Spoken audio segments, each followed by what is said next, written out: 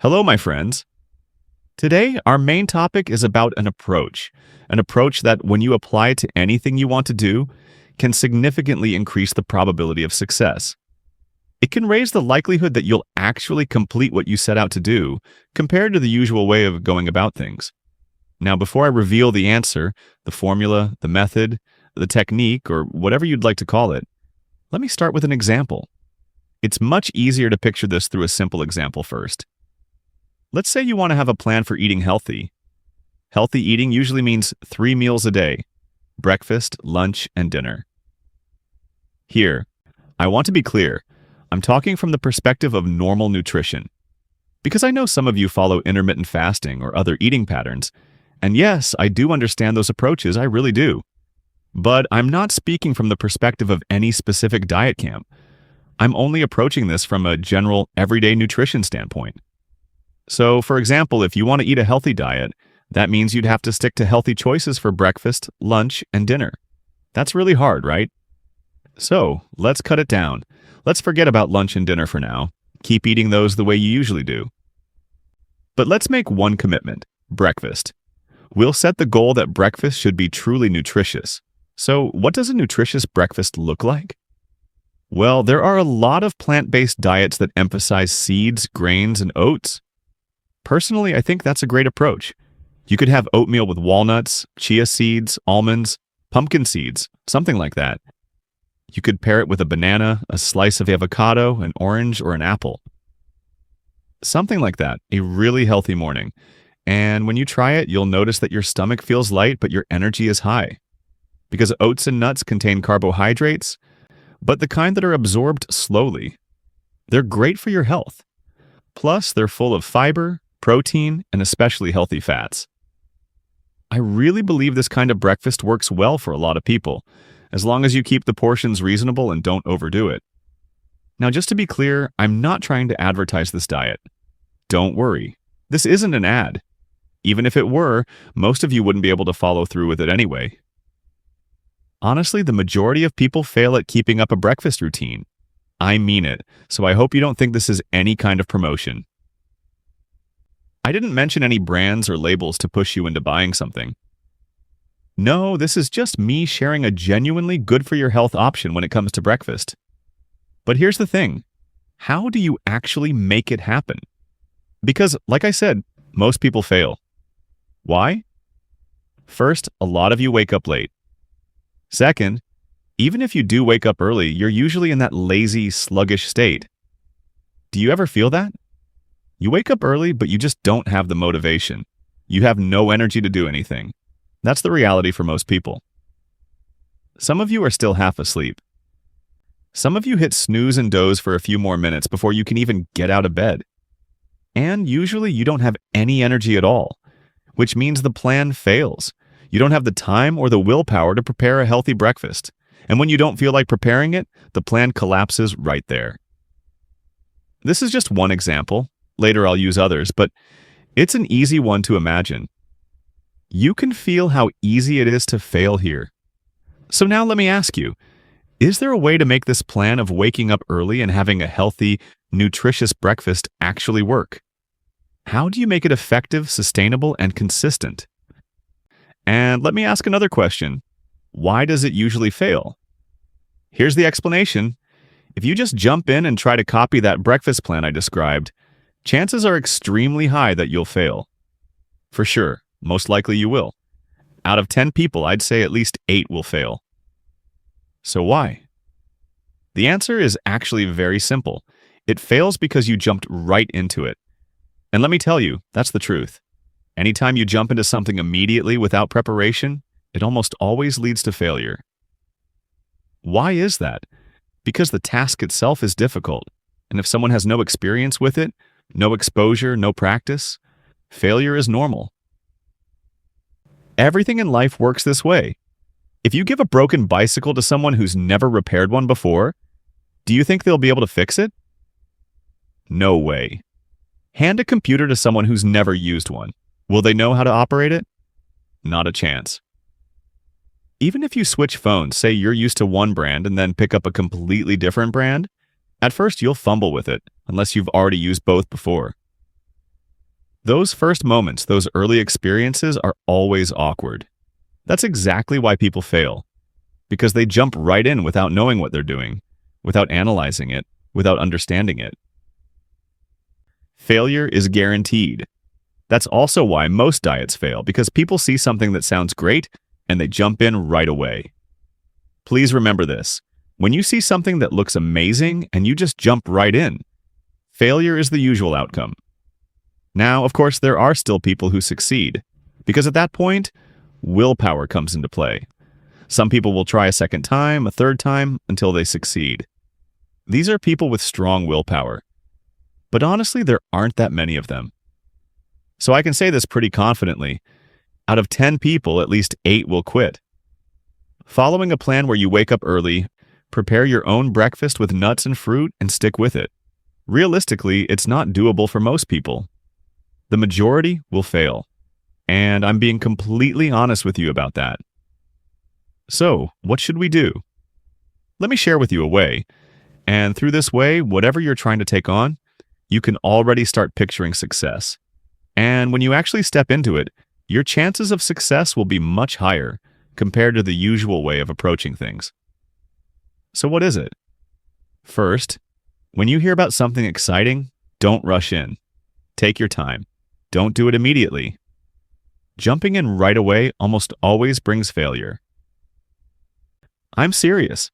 If you take action without preparation, without any real understanding, you're almost guaranteed to fail.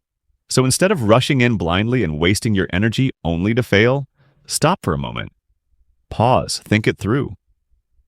Here's the key. Analyze what you're about to do and ask yourself, what's the hardest part about this? If you can't answer that question, then 99% of the time you're going to fail. Because when we start something, if we carry nothing but naive optimism, then we're essentially going in unprepared. And there are 2 words that describe that lack of preparation. Naive innocence. We jump in because all we see is the good, the beautiful, the appealing side. But we don't see where the real difficulties are.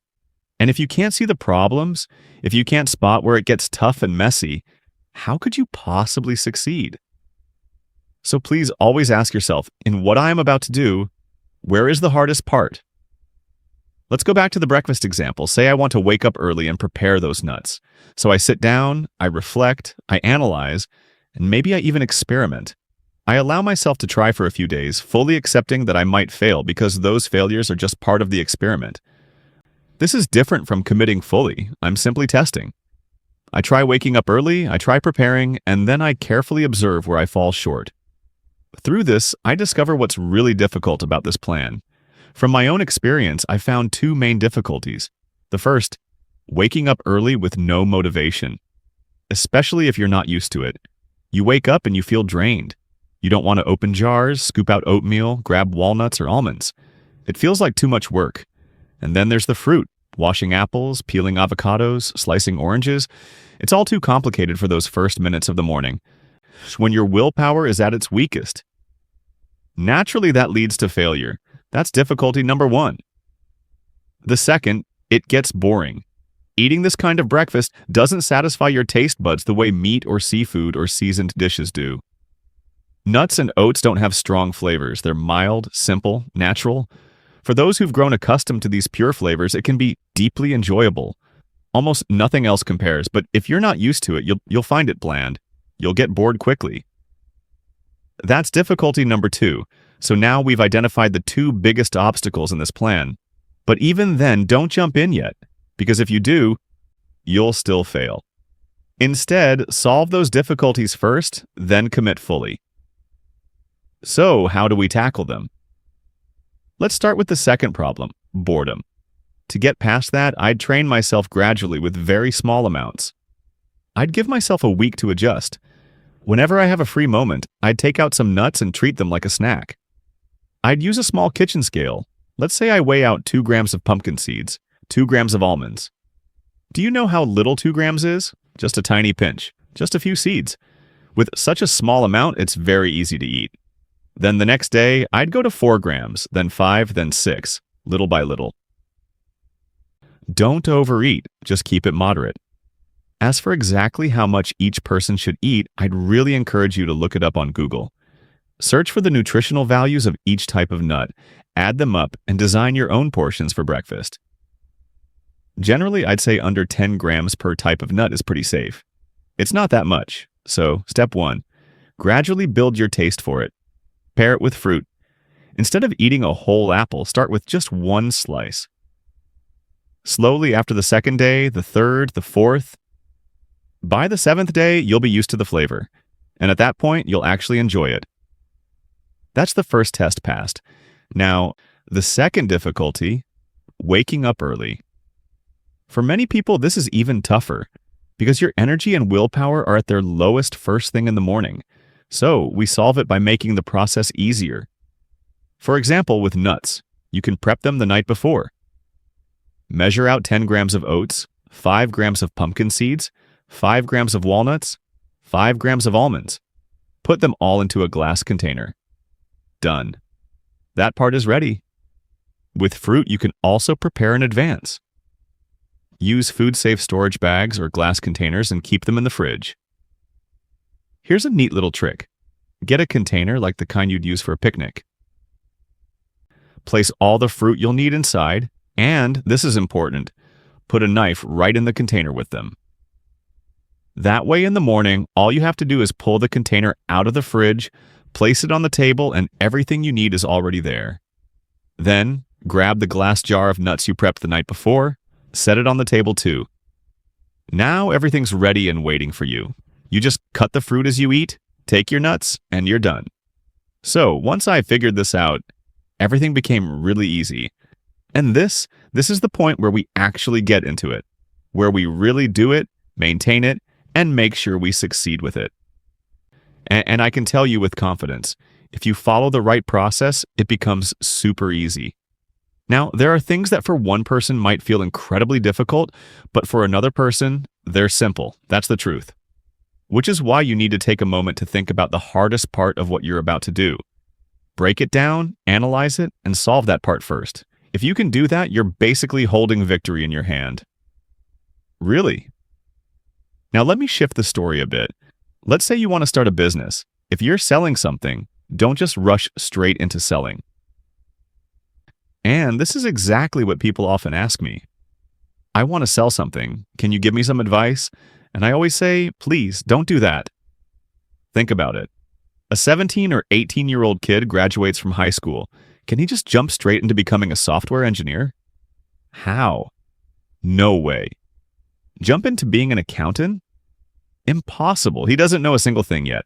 A designer? Also really tough. All of these require some form of education, some form of training. And business, too, has its own nature. But here's the problem. Most people think business doesn't need to be learned, that it's just about luck or destiny. And that mindset is what pushes so many entrepreneurs straight into the ground, because they don't believe that business requires learning. And honestly, I've never heard a more dangerous idea than this one, that you can succeed just by instinct. So let's circle back. If you want to get into business and actually survive, the first thing you need to do is imagine.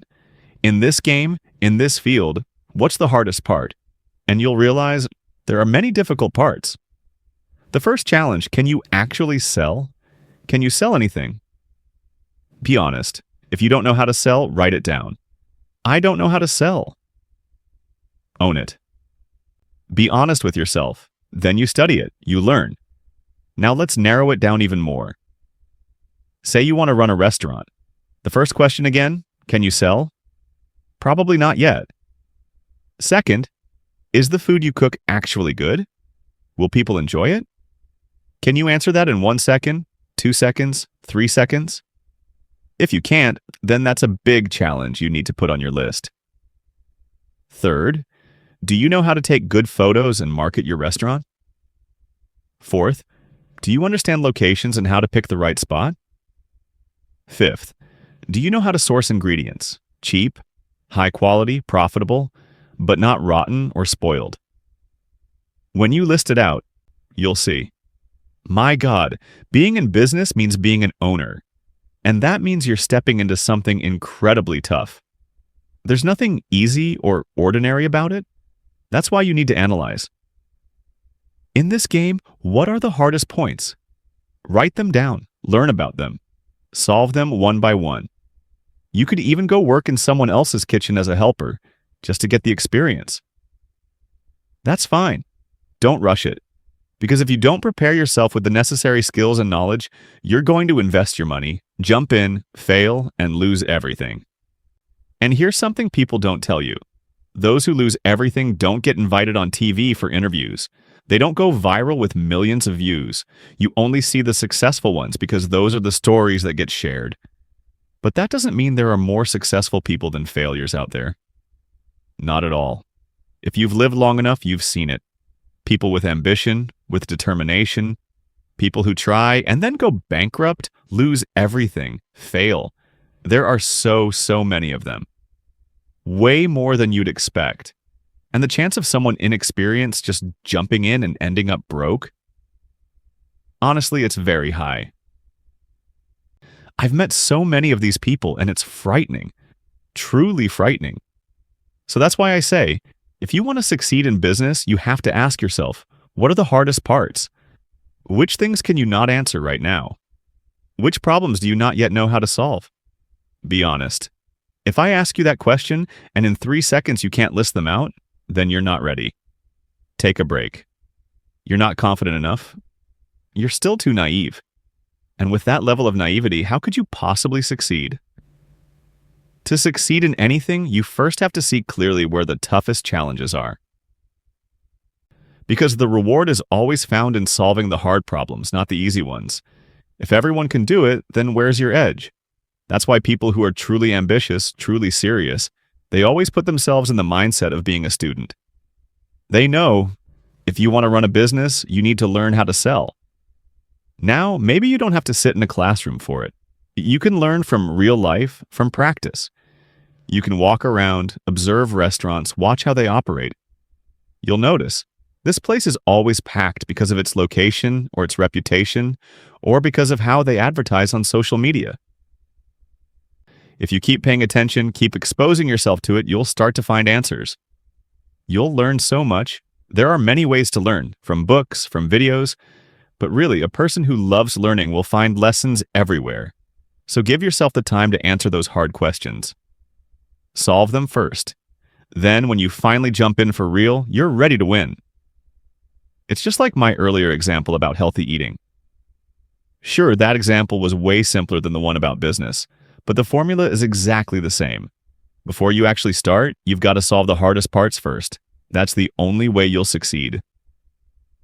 Same thing with weight loss. You can't just rush in. If you do, I can already predict failure with a snap of my fingers. Why? Because the baggage of people who jump straight in without thinking is just 2 words. Naive hope. And anyone who has failed at losing weight knows this feeling instantly. They know it's only a matter of days before they give up. We've got to change our approach, my friends. You have to know when it comes to losing weight, what's the hardest part? List it out. For a lot of people, the hardest part is cravings. That's it. Cravings are the biggest challenge. So deal with that first before you dive into any weight loss program. If you can't deal with it, then honestly, you're going to lose. For example, you could choose a method where you still eat normally, but you gradually cut back. Every day, trim off a few dozen calories so your body slowly adjusts.